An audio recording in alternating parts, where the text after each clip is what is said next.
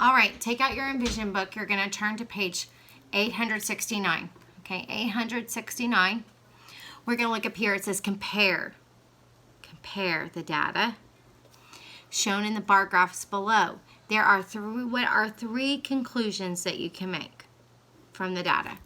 So let's think about what compare means. Compare. How are they alike?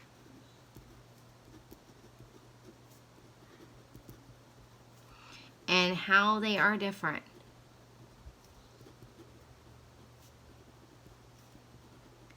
Okay?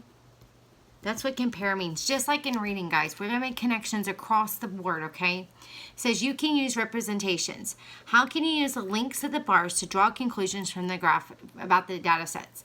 So look, the links of the bars, this is what they're talking about. You can tell that peanut butter is the most popular with the sandwiches chosen because it's the longest. Over here, you can tell that cheese is the longest over here because the bars are longer, right? And then you can tell tuna is the most disliked in this class, but look, tuna is also the most liked in this class. So let's write that down. Tuna is the least liked sandwich in both classes. That's one. That's a comparison. We saw how they are the same. So let's think about how they are different. How are they different?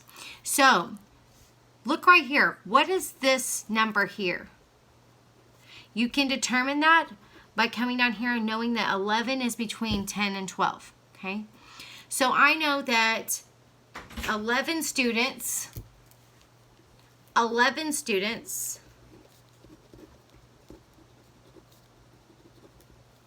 liked peanut butter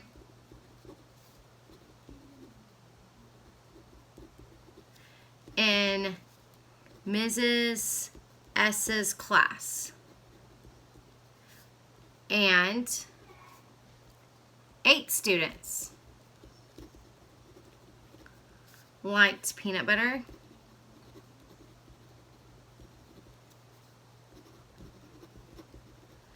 in Mrs. P's class. Now I need one more thing, so we're going to bring it down here. Remember, there's something here that Miss Jordan totally forgot, and I've always told you guys to label these on the side. So that would be 11, this would be 3, this would be 5, this here would be 9, 8, 4, and 5. Okay, how can I tell how many students are in both classes? What could you do? Well, first of all, we can add Mrs. Seymour's class. So when we add Mrs. Seymour, she has 11, 7, 3, and 5. And Mr. Pitt has 8, 9, 4, and 5. Now, you guys have always known that I always tell you guys to add the two biggest numbers together. 11 and 7 is 18. 9 and 8 is 17. Now we're going to add the 3. You get 21 here. Cross out that 3. We're going to add 4 here. Oh, look, 21. That's funny. So we're going to cross out that 4. And now we're going to add in the 5. So 21 plus 5 equals 26. Add 5, 26. So they both have how many students? Both classes have 26 students. That's interesting. How does the graph help you draw conclusions about a set of data? Well, we can look at the graphs are easily, it's an easy way to show us the data. It's a visual representation. Do I even have to know my numbers to know that peanut butter got more?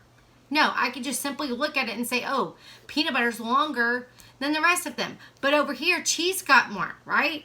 You can just simply look and draw conclusions. So that's why we like graphs. We're going to skip page 870 for just right now, but you are going to come back to that, okay? Remember, we always do this part with Miss Jordan. Always do this part with Miss Jordan. So which club member rode exactly 10 miles more than Hal? So Hal is 20. So what's 10 more? That's right. I would just simply say 20 plus 10, 30. Who got 30? Oh, Gary.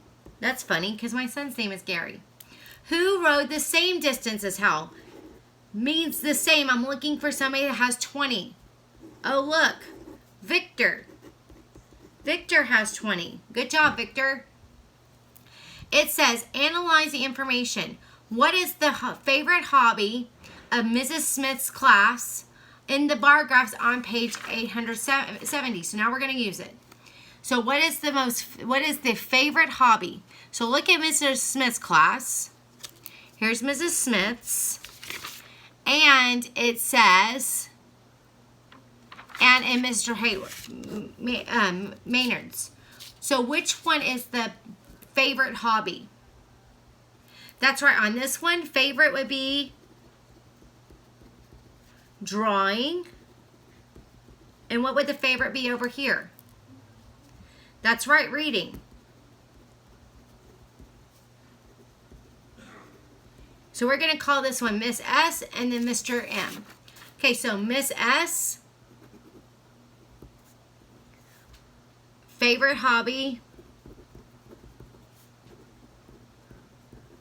was drawing.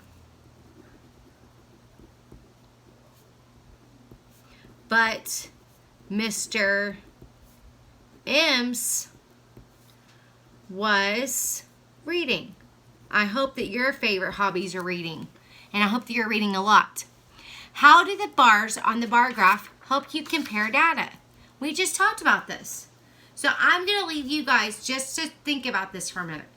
I want you to think. I want you to answer me out loud. I know it's kind of weird because I'm on camera and you guys are at home. But just how you would in class, I want you to think. Okay? I'm going to read the question again. How do the bars on the bar graph help you compare data?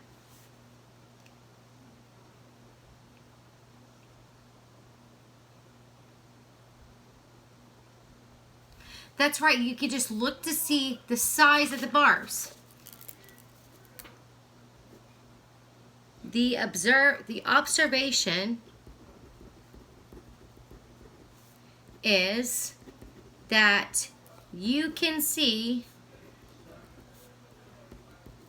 the length of the bars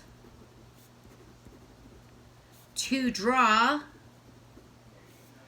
quick conclusions. That means I don't have to spend a whole lot of time counting. Did Miss Jordan count all of these? Did I say, oh, there was 12 people? Nope. I just said the most I can look here was drawing and look here is reading. That's what's wonderful about data, boys and girls. You can draw conclusions about data super, super fast. They're going to use those graphs in reading.